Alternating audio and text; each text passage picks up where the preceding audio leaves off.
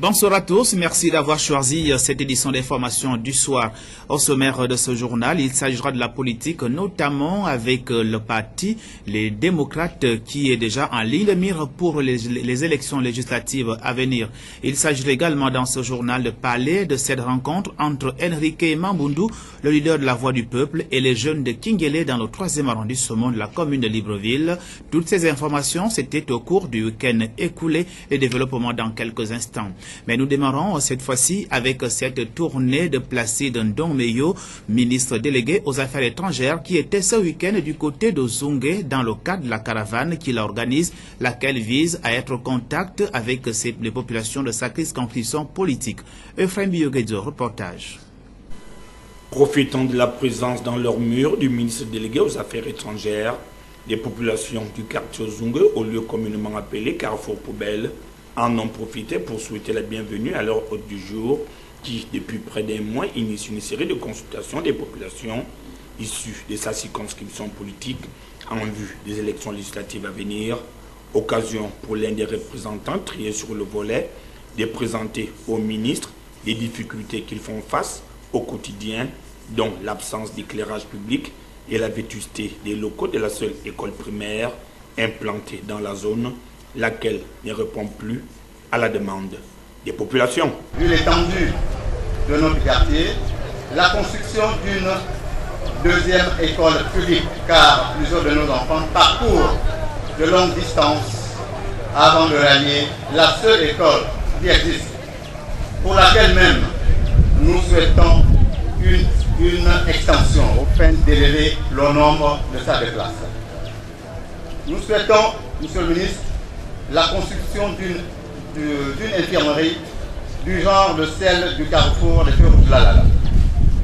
Nous souhaitons, troisièmement, Monsieur le ministre, le bitumage ou la viabilisation en pavé du tronçon qui part de l'INJS à la sortie de l'Institut IAI, Institut africain d'informatique. Nous souhaitons également, Monsieur le ministre, le bitumage ou la viabilisation en pavé du tronçon qui part du carrefour, là où nous sommes là, du carrefour Poubelle, jusqu'au débarcadère des pêcheurs, avec qui nous vivons en étroite collaboration. Monsieur le ministre, nous souhaitons aussi l'implantation ou la construction d'un collège qui comporterait des classes de la 6e, ne plus qu'en 3e. Souhaitons également, pour terminer, l'implantation d'une autre pompe publique. Lors de son adresse à l'endroit des populations, Raymond Placide Ndongmeyo s'est montré positif, d'abord en invitant les jeunes à pouvoir prendre leur destin en main, dont la seule voie d'entrée réside dans les études et non dans la délinquance. L'école, c'est bien. Je vous conseille l'école. Mais quand on n'a pas réussi à l'école, on peut encore réussir. Le principe est, mais si vous tombez, pensez à vous relever. Vous ne pouvez pas dire, puisque je n'ai pas eu mon diplôme, puisque je n'ai pas fait d'autres études, alors pour moi le monde est fini. Non, le Gabon a plusieurs ouvertures pour vous. Soyez seulement sérieux, réfléchissez, réfléchissons. Nous trouvons des solutions. Il n'est pas dit qu'un coiffeur est un pauvre type. Il peut être un pauvre type si dans sa tête, ça tourne mal. Mais il peut faire de grandes affaires et être un géant. Si vous n'avez pas réussi dans vos études, ne vous livrez pas au banditisme. Le banditisme va vous enfermer encore plus, vous enterrer, va encore fermer plus votre horizon. Vous aurez du mal à réussir dans votre vie. Vous serez fiché. Vous finirez en prison. Vous ne ferez rien. Idem pour la jeune féminine. Je dois vous le dire de manière crue qu'ici à Ozongue, je ne vois pas les filles et les femmes se lever. Soyez la cuisine pour faire à manger et après, levez-vous. Faites de que vous avez des possibilités. Le terrain est encore vierge. Vous n'avez même pas de concurrence. Je vais vous dire, les jeunes filles ont beaucoup plus de chance. Il y a des postes pour les femmes. Il y en a. Alors au lieu de pleurer, allez prendre ces postes. Faites-vous connaître. Moi, c'est pour toutes ces raisons, mesdames et messieurs, jeunes filles et jeunes gens, que j'ai mis en place un QG. là à la gauche. Parce que j'ai dit qu'il faut que les gens se retrouvent quelque part régulièrement. Le QG est ouvert tous les après-midi. Et moi, je suis pratiquement tous les après-midi, toute fin d'après-midi. J'ai fait ce QG parce que je me suis dit, le corps de garde n'existe plus. C'est dans les villages. Il faut que les gens se retrouvent. Il faut que les gens fassent des échanges de leurs expériences, etc. Des connaissances, des problèmes qu'ils ont. Ils trouveront des solutions. C'est sur ces mots que cet illustre fils du 5e arrondissement de la commune de Libreville a pris congé des populations avec l'espoir d'avoir été bien compris. C'était le reportage sur la caravane de Placide Ndomeyo, ministre délégué aux Affaires étrangères, qui était du côté de Zungue, nous le disons tout à l'heure, dans le cadre de mieux connaître les populations de sa circonscription politique. Un SOS dans ce journal, suite à une opération, bébé Claudia a eu la veine bouchée, une situation qui a causé un enflement de la tête, et cette deuxième situation nécessite à nouveau une opération chirurgicale. Un reportage d'Hélène Fabiola Mengamekpa. Maman Claudia et son fils, qui passeraient des moments difficiles par cette dure épreuve, lancent un cri de détresse. Je suis venue ici avec mon enfant pour demander de l'aide. J'ai passé une grossesse normale. J'ai fait 9 mois de grossesse. Après, j'ai accouché par césarienne. Après la césarienne, quand je suis allée à la maison, tout allait bien. Au bout de 2 semaines après, j'ai vu que l'enfant, la tête commençait à grossir. Je suis allée au CHU au Vendo, aller voir un pédiatre. Le pédiatre m'a reçu. Elle m'a dit que l'enfant avait une hydrocéphalie. Elle m'a demandé de faire un scanner. J'ai fait le scanner et les examens demandés. Je suis revenue la montrer les résultats. Elle m'a dit d'aller voir un neurochirurgien en Gondji. Je suis allée voir le neurochirurgien. Il a pris rendez-vous avec moi, il m'a demandé encore les autres examens à faire. J'ai tout fait, tous les examens demandés. Le neurochirurgien m'a rassuré qu'après l'opération, il devait placer l'enfant une voie. Que c'est cette voie-là qui va faire que l'enfant, la tête ne puisse plus grossir. Nous sommes partis, on a pris rendez-vous, tout on a fait. L'enfant était opéré le 16 janvier. Ils ont placé la voie. On a fait 4 jours à l'hôpital. Nous sommes sortis. Depuis que l'enfant est né, il ne fait que souffrir. Donc je suis venue ici pour vous demander de l'aide. Parce que là, je n'ai plus rien et je ne peux plus rien. Tout ce que j'avais, je me suis battue du début jusqu'à la fin, jusqu'à ce niveau que je suis venue là. Donc je suis venue demander de l'aide à l'État gabonais, à mes frères et sœurs de me venir en aide. L'actualité hors de la capitale gabonaise nous a conduit évidemment dans la province de l'Ogooué-Maritime à Port-Gentil et notamment au marché de la Balise à Port-Gentil.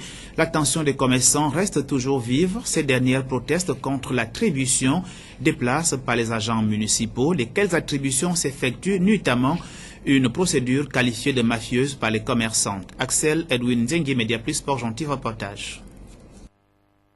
Très en colère, les commerçantes du marché de la Balise de Port-Gentil fustigent la manière dont certains responsables municipaux procèdent à la distribution des étals.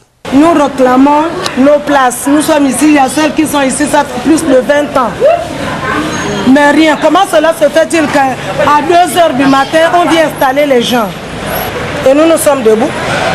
Nous n'avons pas de place. C'est tant que gabonaise. C'est la gabonaise qui parle.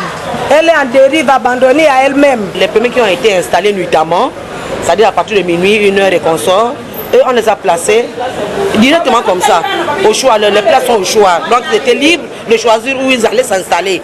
Par contre, nous, on nous a soumis à un tirage au sort. Nous nous sommes soumis à un tirage au sort. Pour quelle... Même on n'est même pas sûr de ce tirage au sort. Pour quelle raison que nous ne connaissons même pas. Toutes les choses nous ne vendons pas. Et comment nous allons survivre? Nous, notre vie, c'est ça. Nous vivons de ça. Il n'est pas normal qu'on puisse inaugurer un marché et qu'on installe d'abord les expatriés. Nous ne sommes pas contre eux. Mais nous voulons que le Gabon passe en avant. Gabon d'abord, c'est ce que nous voulons. C'est une injustice vis-à-vis de la Gabonaise.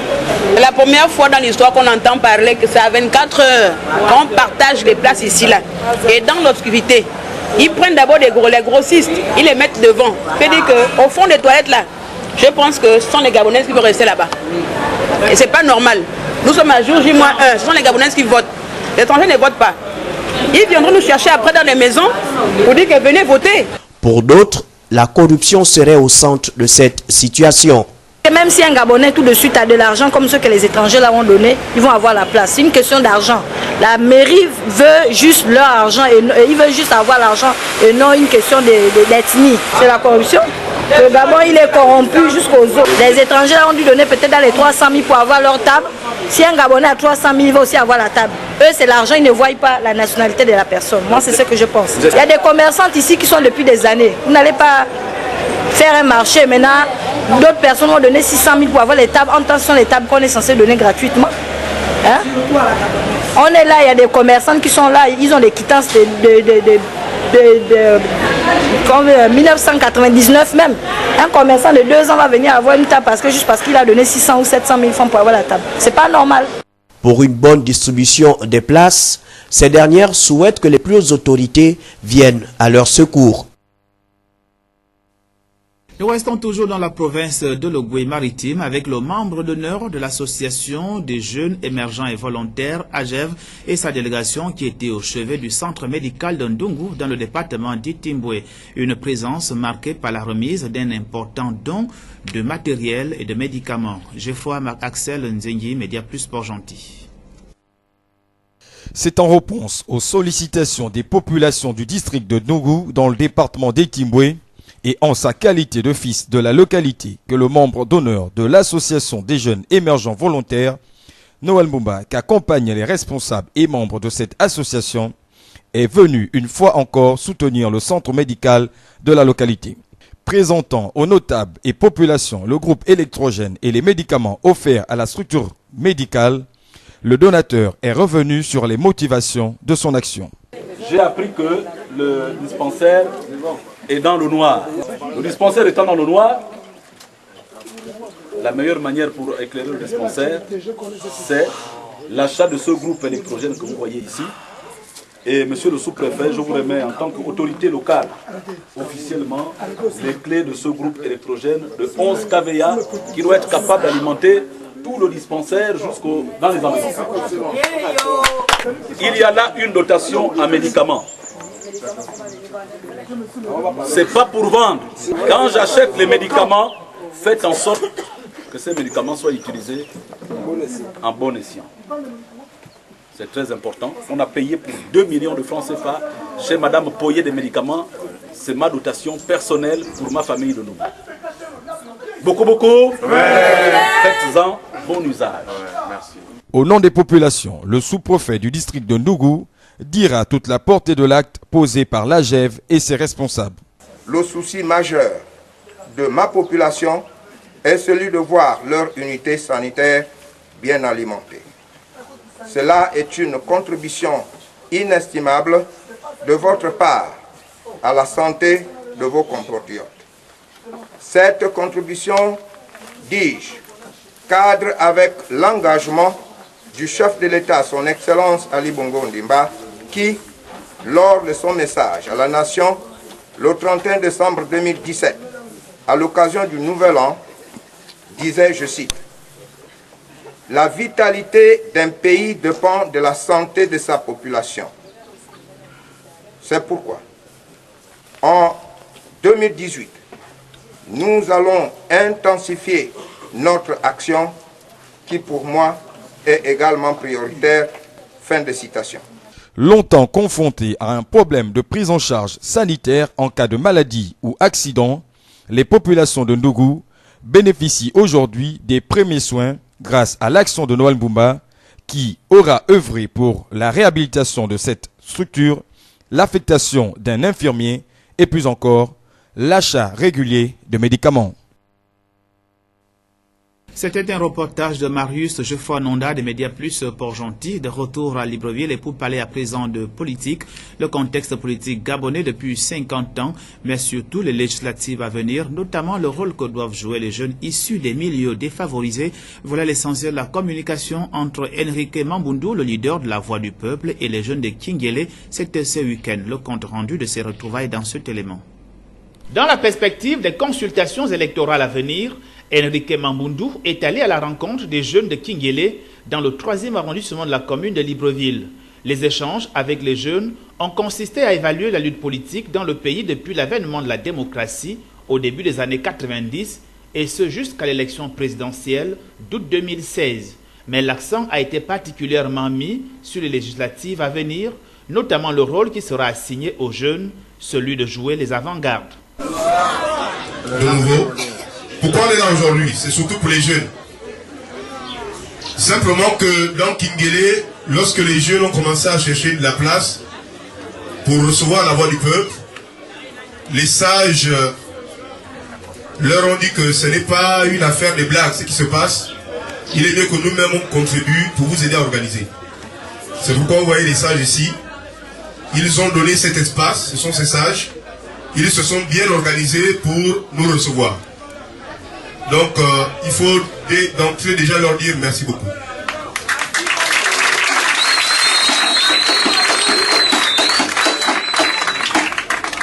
Tous ceux qui me connaissent depuis que j'ai décidé de frapper en politique le régime connaissent mon discours, connaissent mon langage. Donc, je suis là toujours pour ça. Ça n'a pas changé.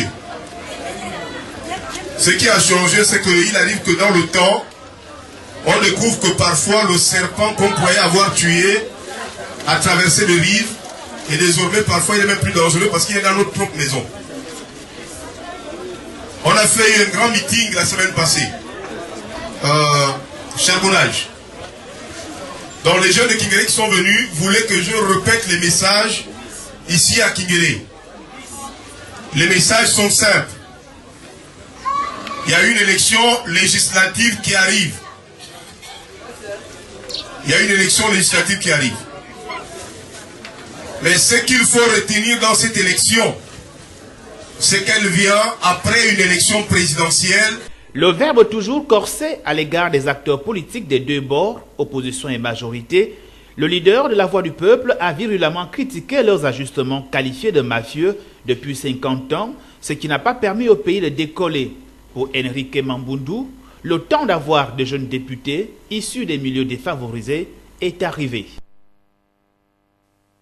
Nous restons toujours en politique et en prélude aux élections législatives à venir.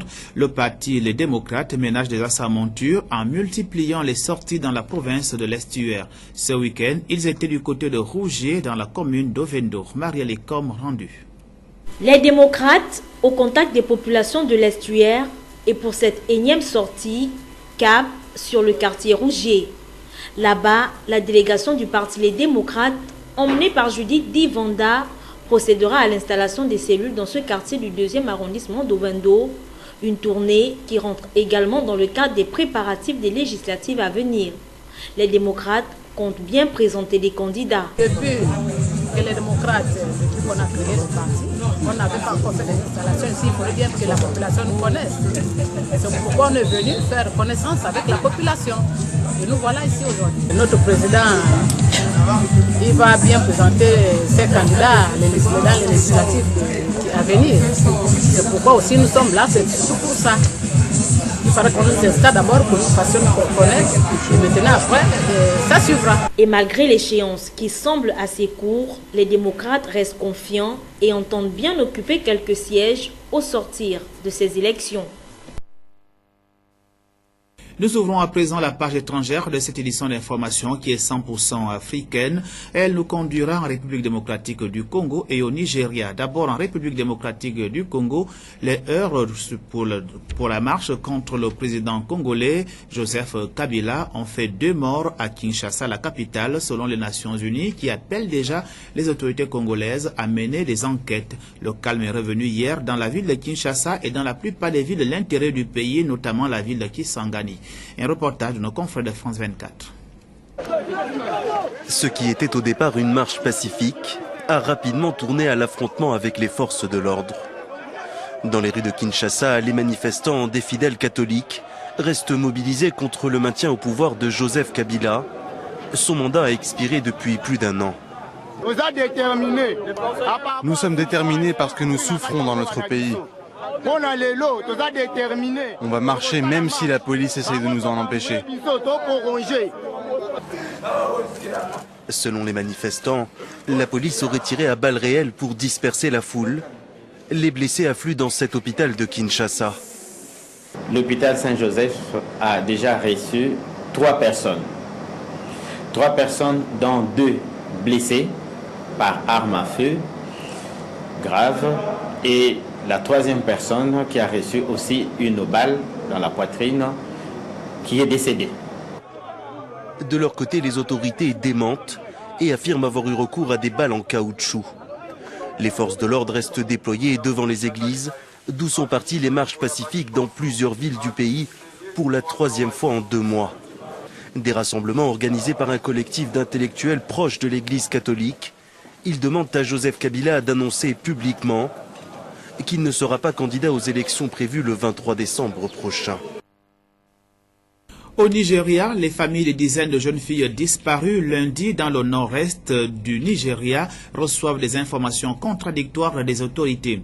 Le gouverneur de l'État de Yobe avait affirmé qu'elles avaient été libérées. Il a dû démentir par la suite. Aujourd'hui, 110 d'entre elles sont toujours aux mains des djihadistes, confirme le gouvernement du Nigeria. Reportage. Après des jours de silence et de confusion, le gouvernement nigérian l'a confirmé. 110 écolières manquent toujours à l'appel. Nous voulons assurer aux Nigérians que rien ne sera laissé au hasard dans notre détermination à sauver ces filles. Leur école a été attaquée lundi dernier à Dapchi, une ville du nord-est du pays. Une zone où sévit régulièrement le groupe djihadiste Boko Haram depuis son insurrection en 2009. Les autorités suspectent d'ailleurs que les assaillants y soient affiliés. Face à la colère des parents, le ministre nigérian de l'information a promis plus de moyens pour empêcher que ces rapts ne se reproduisent. Dorénavant, la police et le corps de défense civile veilleront à ce que leur présence soit renforcée dans chaque école afin qu'elle serve de moyen de dissuasion aux insurgés. Un enlèvement de masse qui en rappelle un autre, celui des lycéennes de Chibok en 2014. 270 jeunes filles avaient été enlevées par Boko Haram. Du sport à présent, et c'est la fin des Jeux Olympiques d'hiver de Pyeongchang 2018, une compétition qui ne sourit pas aux pays africains qui ont terminé cette édition avec 0 médaille. Le récit d'Ulrich Simela. Après 2 semaines de compétition, l'heure a sonné pour dresser le bilan de se pencher sur le tableau des médailles finales de ces 23e Jeux Olympiques d'hiver. Après avoir terminé tout en haut du classement des médailles de la dernière édition des Jeux d'hiver qu'elle avait organisée en 2014 à Sochi, la Russie, dont les athlètes disputeront les Jeux de 2018 sous la manière neutre après le scandale de dopage, aura du mal à conserver son rang de première nation mondiale à Pyeongchang. Le pays accusé d'avoir mis en place un système de dopage d'État entre 2011 et 2015 a vu son nombre d'athlètes engagés restreint. Ainsi, ils sont 169 sportifs russes à fouler le sol sud-coréen contre 242 américains. Difficile dans ces conditions de rivaliser d'égal à égal. La Norvège termine en tête du tableau final de ces Jeux olympiques avec 39 médailles, dont 14 en or, 14 en argent et 11 bronzes. L'Allemagne occupe la seconde place du tableau avec 31 médailles, suivi du Canada avec 29 médailles. Les États-Unis, 23 médailles, terminent 4e. La Lettonie et le Liechtenstein ferment la marche avec chacune une médaille de bronze. Hôte de la compétition, la Corée du Sud, avec 17 médailles, 5 en or, a atteint son meilleur total, alors que les athlètes africains s'en sortent avec 0 médaille. Nous restons toujours en sport. L'Association pour la promotion du Maracana a procédé, ou du moins a organisé ce week-end, une projection vidéo sur l'histoire du Maracana et les disciplines associées. Non seulement la projection et les lois, il fallait également parler des lois qui régissent cette discipline sportive. Le compte rendu est du Lurich Simaela. L'Association pour la promotion du Maracana et disciplines associées a organisé le week-end écoulé une séance de projection vidéo sur l'historique du Maracana, son évolution au Gabon et sur les lois de jeu qui régissent ce sport, afin de permettre au plus grand nombre d'avoir une bonne connaissance sur la progression de ce sport apparenté du football. Le Maracana, c'est une variante du football. Une variante majeure du football qui se joue à 6 contre 6 avec la particularité que nous n'utilisons pas de gardien de but. C'est ce qui nous différencie du football classique et c'est ce qui a fait que nous avons été désapparentés de la FIFA. Donc le Maracana a sa festière internationale qu'on appelle la Fédération internationale du Maracana Association. Donc comme je venais de le dire tantôt, il se joue à 6 contre 6 sans gardien de but sur des terrains similaires aux dimensions du terrain. Le président de la Promada, André Mbaondo, en a profité pour faire l'étalage sur la situation administrative de l'association dont il est responsable. Rien ne manque à l'association pour devenir fédération. On avait déjà fait à son temps une assemblée générale consultative, je veux dire une assemblée générale de mutation d'association à fédération. Nous avons fait cette assemblée-là et nous avons tout donné au ministère de la Jeunesse et des Sports pour nous octroyer le label fédération. Et jusqu'à là, nous attendons à ce qu'ils réagissent. Étaient présents à cette séance du donner et du recevoir les représentants des équipes, les représentants des associations partenaires et les représentants de certaines sociétés qui envisagent soutenir la Promada dans ses activités. C'était l'histoire et les lois qui régissent le Maracana et les disciplines associatives. Cet reportage, ou du moins ce reportage, porte la signature du Lurich Simela, que nous gardons d'ailleurs pour entrer à présent dans la rubrique Expression libre. Il vous a posé la question de savoir que pensez-vous du nombre de sénateurs revus en baisse. Les réponses devant la caméra d'Yvon Bertrand Koumile Kandoumba. Je n'en pense rien. Ils sont souverains, ils peuvent décider ce qu'ils trouvent bien. J'ai juste besoin de savoir pourquoi le gouvernement a eu à prendre une telle décision. Nous pensons qu'avec 2 parlements, il était temps de pouvoir réduire ces dépenses-là de l'État. Nous avons un problème de route à Libreville, nous avons un problème d'infrastructure, d'eau, de courant. Il faut dissoudre l'Assemblée, la Chambre haute, et on reste avec un petit pays comme le Gabon, on peut rester avec l'Assemblée nationale. Qu'est-ce qui est important là-dedans? Le Sénat vote quoi? Les mêmes lois que l'Assemblée nationale vote. Ça n'a pas d'impact. On diminue d'un côté, on augmente de l'autre. C'est comme si on n'avait rien fait. Vous déshabillez Jacques et vous habillez Paul. C'est la même chose. Donc s'ils pensent que la bonne mesure est de réduire le nombre des sénateurs, il faudrait bien que le gain reçu sur la réduction du nombre des sénateurs serve à améliorer la condition de vie des populations. Il ne faudrait pas que ça serve seulement à certaines personnes, une catégorie de personnes, et l'autre catégorie périsse dans la misère, parce qu'il faudrait que notre pays prenne un peu notre dynamique.